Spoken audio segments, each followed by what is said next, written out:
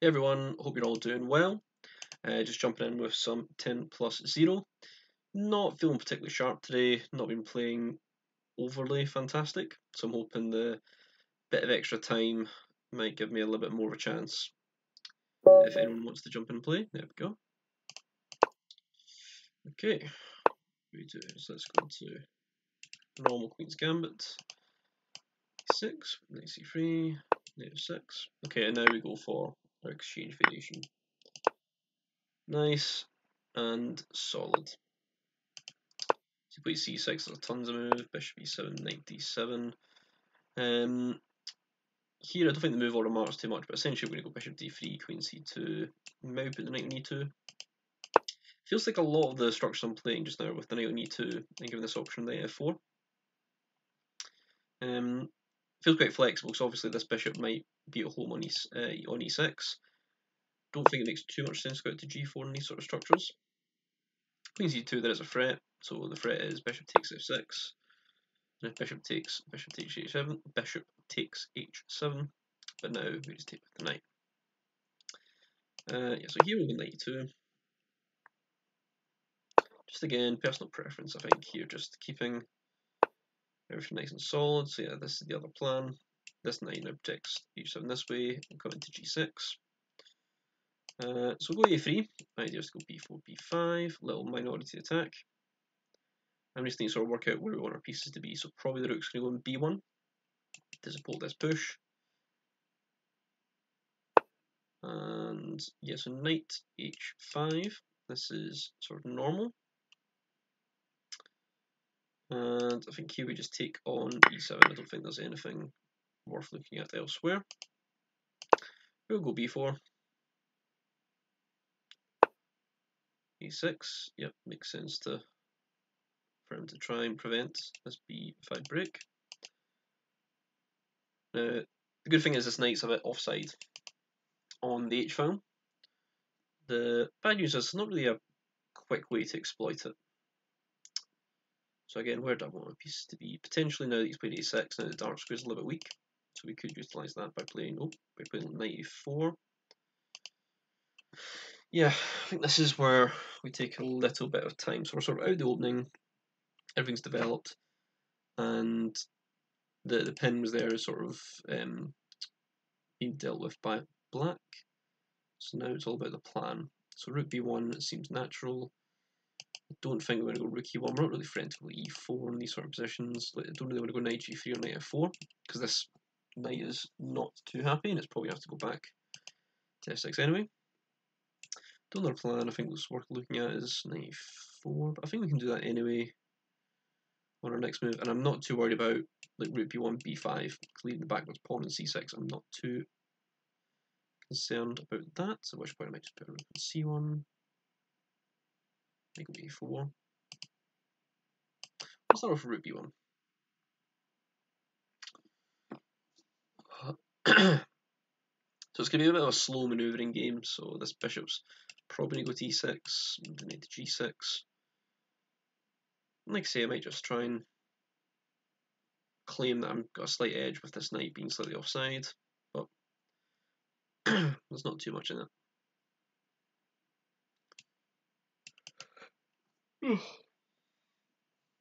Oh.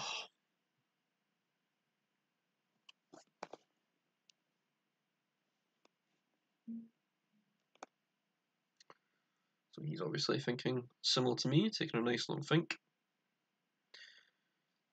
I suppose black needs to make some decisions about where he wants his pieces as well. And like these sort of moves are very committal.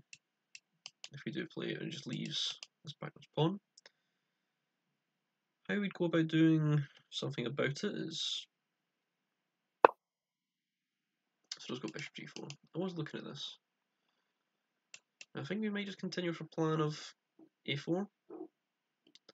So I don't think I mind exchanging the bishop with the knight here. I think I'm fine with that. Just a question of taking on knight takes, bishop takes, potentially knight takes, just to keep this nice strong bishop on d3. And because the e-pawn's gone, I'm not worried about obviously any push to e4. So good control over this square.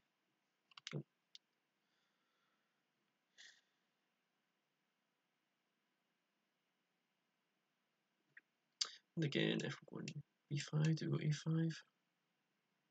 Again, I'm just tempted to fix this pawn. Oh. Time's equalised, which is nice. Again, you're playing bishop g4, but it seems almost like an empty kind of threat. Do you know what might be interesting is bishop takes, queen takes. Gain a tempo on this knight to play b4. Now, what does this change with the position? Obviously gives the king some luft, hypothetically, not at the moment, but hypothetically. It also weakens the idea of knight g6. Because now obviously I can take, and I do win the pawn in the end because I've got the two pieces attacking. So there is that. Oh, sorry guys, don't mean to keep yawning. So I think here potentially just keep going this plan of b5. And if C takes, then I don't think that's very good. This pawn becomes very important, so I might just take this one. Quite hard to see how to. Yeah, I'll do that one. So b4. Other counter moves could play h3, sort of clarify what's going on here. But again, I'm not too worried about this taking, and I don't need to play h3 just yet. Could be useful though. These kind of moves are always useful. I'm not going to play g3 because it just creates white square weaknesses. Just b5. Just giving us minority attack, so again it's 2 versus 3, but my minority is going to break up this pawn structure. And again, sort of creating this back pawn on c6 can be quite good for me. Again, I may go knight e4, knight c5 at some point.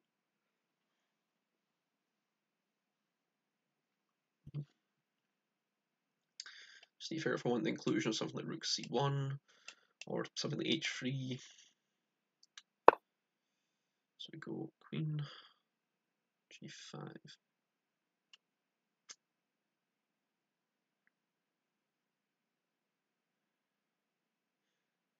So is he looking for one of these ones? So whichever one gets played, I go knight g3 and I'm threatening to take.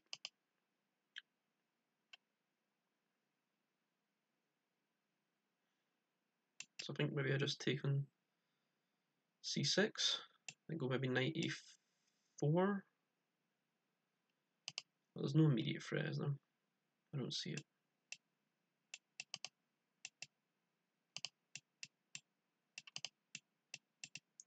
Knight g3 kind of covers everything, which is quite nice. That's nice still, kind of offside. So I think we'll just continue. I think we'll just take. I don't see the immediate refutation. And I still don't think I'll worry about takes. Just continue knight e4. See if he wants to play one of these moves. And I can't play h3 now because we do just take and the pin is there. So I think just slowly improving my hold on this side of the board makes more sense. I might just chicken out and play knight g3.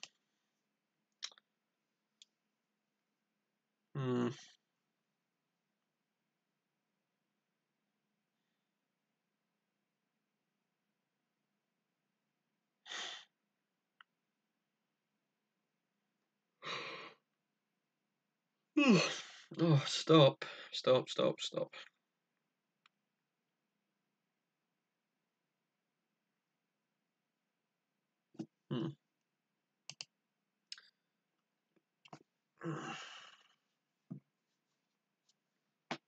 I got myself a drink. Oh. Don't know if we're looking at something tactically, but again, I talked about this in one of the games I played in the Sicilian. I've not moved any pawns, so I've not created any weaknesses. So there's nothing really for him to attack just yet. And there is obviously the option of something like knight b6. c1, rook c1.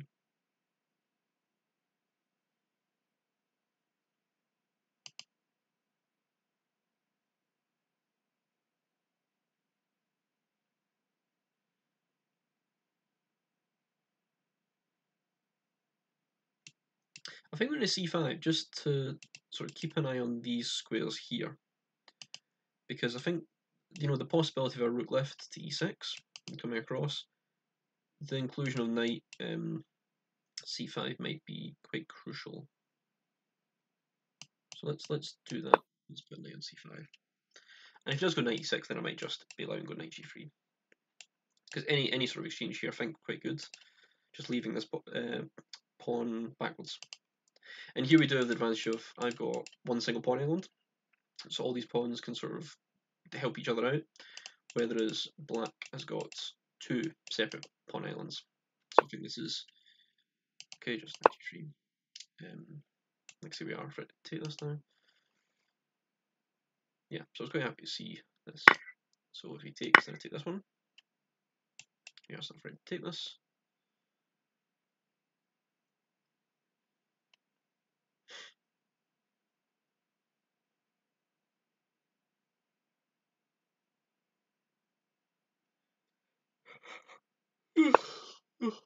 Cool, g4. And what is the threat? Potentially there isn't one. So I think we'd maybe take this opportunity to put a rook on sub-rank. Makes quite a bit of sense to me. Yeah. So let's do it. And we do have the same colour bishops, and my pawn, well, all but one obviously, are on white squares, whereas he's got these fixed pawns and dark squares. So my bishop's got kind of free roam, and my pawns can't be targeted, whereas his pawns can be, and they're obviously in the way of the bishop. But this bishop would love to be on like e4 or d5, but I've got things covered, and this is already on d5. So I need to not get sloppy here, just in how I want to play it.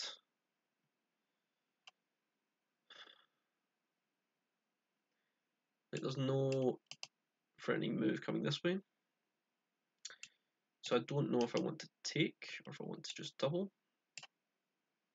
I think I want to just double. I don't want to take too long. I know this is a relatively critical position, but 3.5 minutes to go.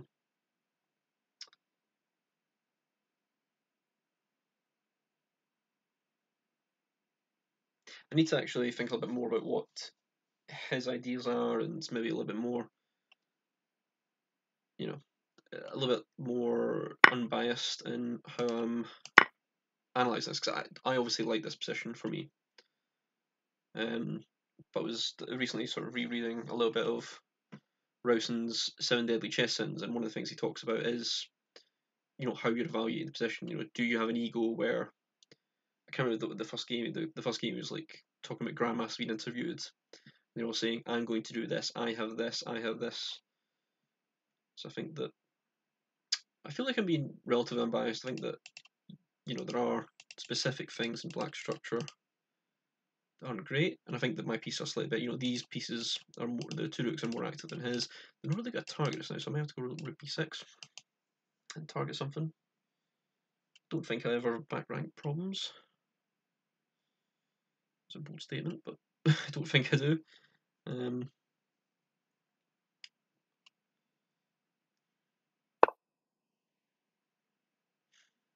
Rook e6. So here what I'm thinking actually is I trade off one set of rooks.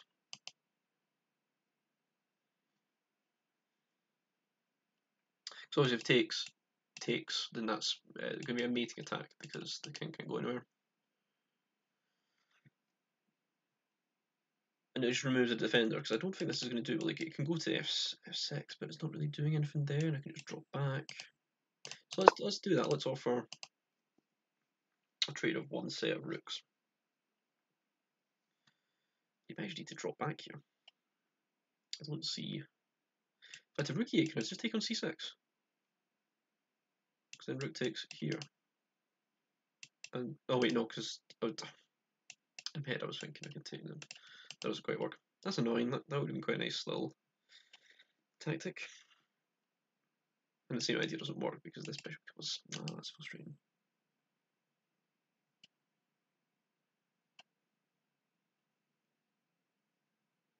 But suppose rook e8, we go takes, and then bishop e6, maybe?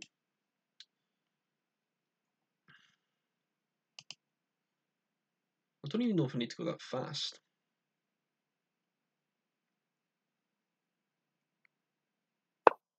Yeah. This does feel one of the, like, very close to having something very concrete. So I want to play this, but it just takes here, and unfortunately the bishop covers this square as well. Otherwise you might have something that doesn't really matter in that position, but... So if we exchange once. And now...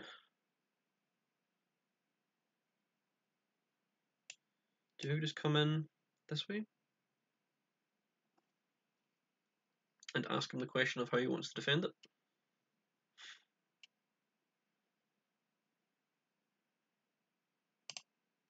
Let's do that. Let's just keep a little pressure on the clock. Don't feel like we have any back rank problems because these are covered for the moment.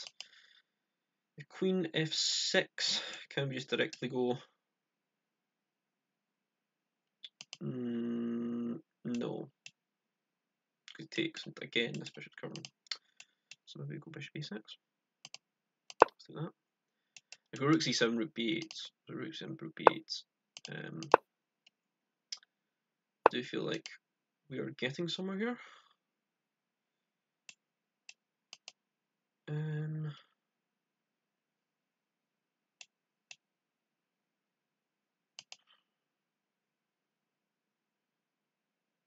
F3 first. Check. Bishop f5 may just cover everything. Oh, this I was happy to see. Yes, I was much happier to see, because I think this is a little bit hard to deal with.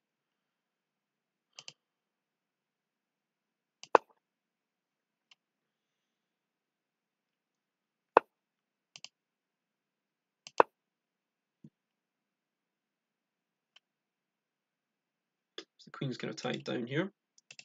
So no squares to get out. We'll see what's ready to put a pawn here.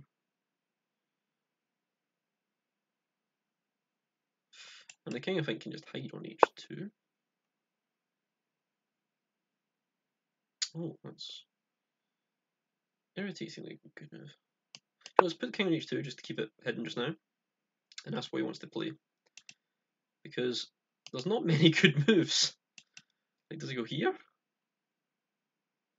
I might just keep everything nice and safe. I might go queen f6 actually.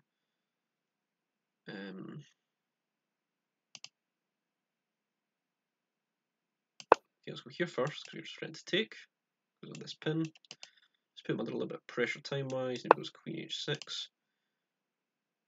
Let's go in here. Now we're trying to take this. And also trying to take this. So let's do that. Just pre-move this just in case.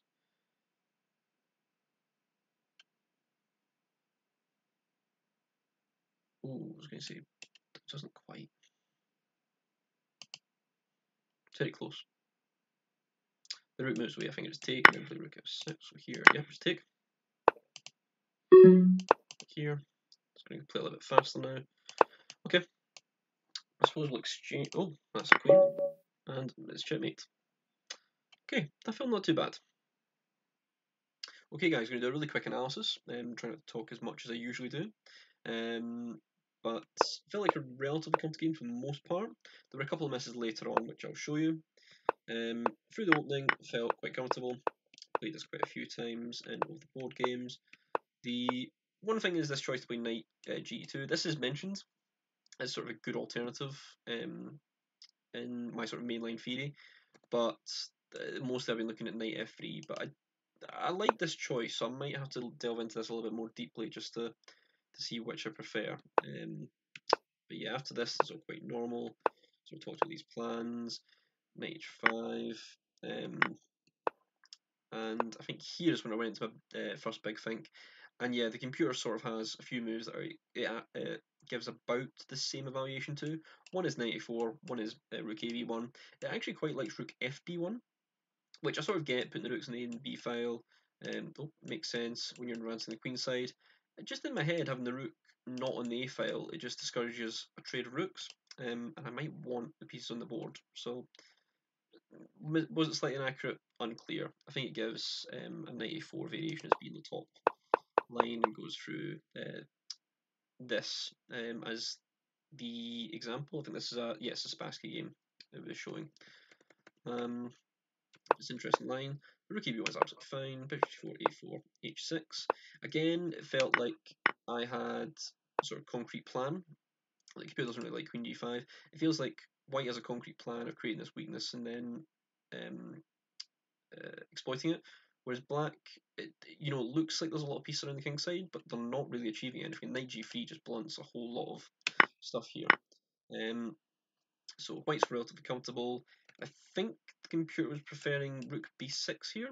Also quite like rook b7, but just infiltrating the rook a little bit quicker. But knight e4 seems absolutely fine. Seems quite consistent as well. Rook e8, knight c5, bishop h3. It's all absolutely fine. And here, one big miss that I'm not really happy with, because I'd seen obviously bishop h7 pick up the pawn. What for some reason I'd completely missed was after king f8, knight d7 is just game over. And for some reason I drew an absolute blank on that one, so that's quite a silly miss, and quite an obvious one when you think about what's changing the position. And I need to check how much time I took on this, but I feel like I took a little bit of time, which is a little bit embarrassing. Because I literally discarded it as soon as I saw king f8 and just completely missed this. I think it was because the bishop was guarding the last move. My brain just didn't compute it, but quite a silly miss. And now after takes, quite interestingly, the computer wants d takes, and the reason because after queen takes c5, we actually have this trick rook takes e3, which really complicates things. Obviously the attack on the bishop, and if we say, for example, takes, king h2, queen takes d3, and low black's the exchange down, king could be a little bit unsafe here, and there is obviously the chance of getting a little attack on, or maybe just perpetual. So that would have been an interesting one if my opponent found it. Rook e6 did seem quite passive. Rook b8, again, it just likes this rook takes e3. It still works in this position because the bishop guards c8. So I'll need to keep an eye. I'd been looking at this earlier on in the game, like when the knight was on e2, and I was thinking, no, when the queen on c2, knight on e2, and I was like, no, nothing works with rook takes e3. So the fact that it wasn't on my radar here is a little bit disappointing. As it takes, the computer does slightly prefer bishop a6 that I was looking at, but this is fine. Queen f6, bishop e6, this is all absolutely fine as well. I think it wanted something slightly more accurate here. Can't remember, but this is like I say, white's absolutely fine here. Queen d6 was slightly more clean. Same idea, but you've got the I and the c pawn as well. And I don't think there's any sort of f5 or anything. That just seems like suicide. Again, you can just gang up on this pawn. So it would have been slightly more clean. After rook b6, bishop d7, sort of game over now. And again, I sort of play this a little bit slow, but in the end, I think everything's absolutely fine for me here. This is just a quick way to get a piece off the board. There's a little ending position there. So overall, it felt pretty good. Missing these ideas of rook takes e3. Need to keep an eye out for these, especially in these sort of structures where the king could be quite open. So need to keep an eye out for those. And then obviously the big miss was not seeing bishop h7, which is quite disappointing. But felt relatively good, felt relatively comfortable, and it did feel like maybe I understood a little bit more. But I think it was around here that I was talking about the 7 deadly chess sins and evaluating positions correctly. And I think this is maybe something I need to get better at, is knowing that, seeing what has changed in the position, sort of thing. And maybe not just thinking about threats and captures, maybe thinking a little bit more high level, because that's not a difficult move to find. Other than that, felt quite good. Okay, thanks guys.